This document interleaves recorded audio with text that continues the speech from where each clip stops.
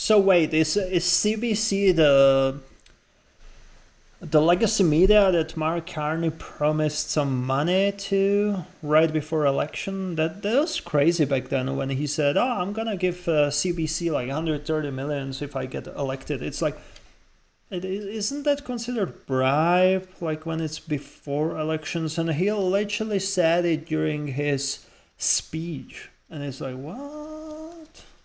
Anyway, let's see what they have to say about Mark Carney and President Trump. Stay on this story, and for that, I'll bring in Kellyanne Shaw. She's a former senior White House trade advisor. She also served as the deputy assistant to U.S. President Donald Trump for international economic affairs during his first term. Kelly, always nice to have a conversation with you. Great to speak with you as well. Okay, so let's talk about this letter that the U.S. president sent to Canada's prime minister. In it, he wrote that the U.S. trade deficit with Canada is, quote, a major threat to our economy and indeed our national security. And he also discussed the threat of fentanyl. Now, we know that Canada makes up about 0.2% of the fentanyl seizures at the U.S. border. What do you make of national security being used as a justification for this latest tariff threat?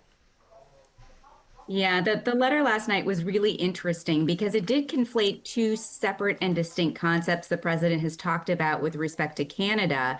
First is the fentanyl issue, and that's the basis of those current 25% tariffs, and his view that Canada still has not done enough to curb the supply side of fentanyl into the United States. And then second, these unfair trade practices, and we just talked about the dairy and the supply management tariffs as well. Like, that is a huge issue for the president personally, along with the trade deficit, which is the national security justification for the tariffs he has currently on almost every country on earth. So these are clearly two still important issues for the president. I do think he's putting some pressure on Prime Minister Carney and on the Canadian negotiators to come to the table on some of these issues before we'll see a deal come together.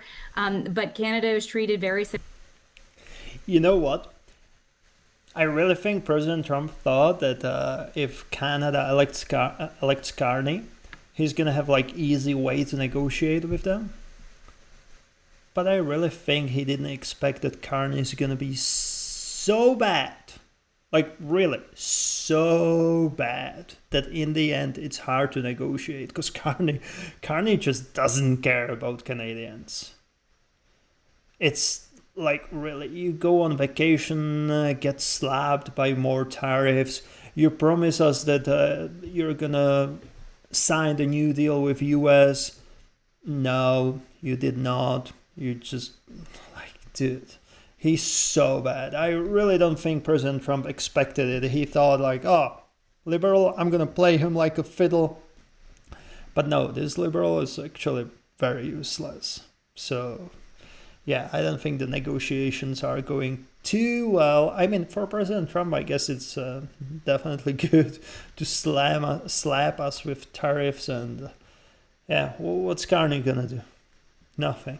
Similarly than many of our other trading partners in receipt of these letters. You know, when it comes to that pressure that you're saying the U.S. president may be putting on the prime minister, certainly it appeared that there had been some discussions of not negotiating in the public. And we know that there was a July 21st deadline that both the U.S. president and the prime minister had discussed. And that was when the U.S. president was in Canada for the G7 summit. Hold on. Even yesterday. Wait, so there's a July 21st deadline and Mark Carney goes for vacation before this deadline? I know it's still, 10 days to the deadline, but you're going for vacation when you have a shit ton of work to do? Really? Guys, I don't know how you let him bamboozle you with elbows up. Come on, how could you vote for Carney? Like really?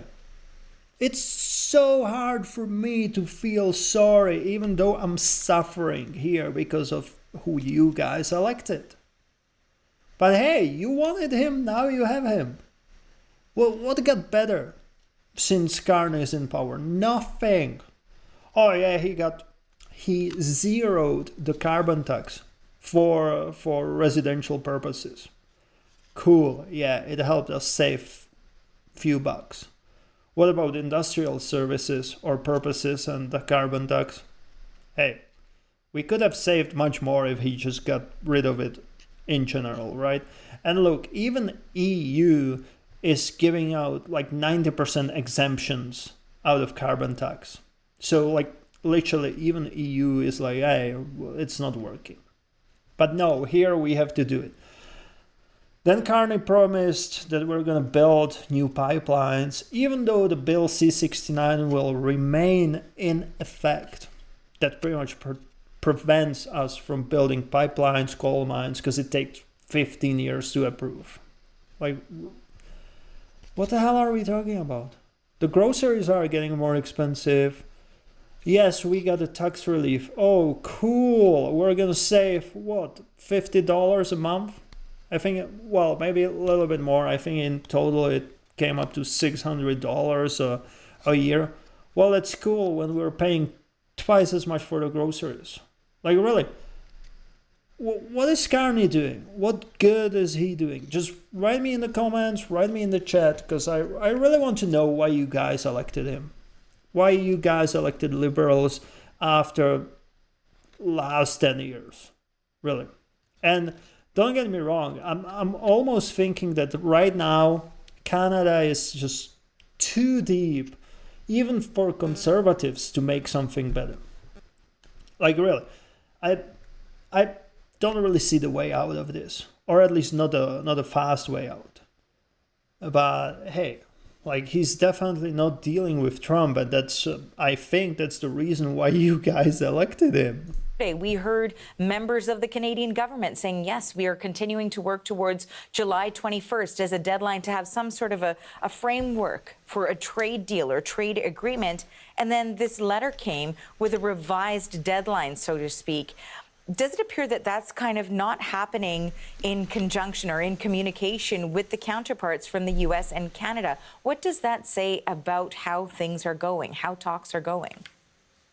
Well, the United States and Canada had been in talks for quite some time, and I think the deal that was being discussed is a bit different than some of these reciprocal deals for a variety of reasons.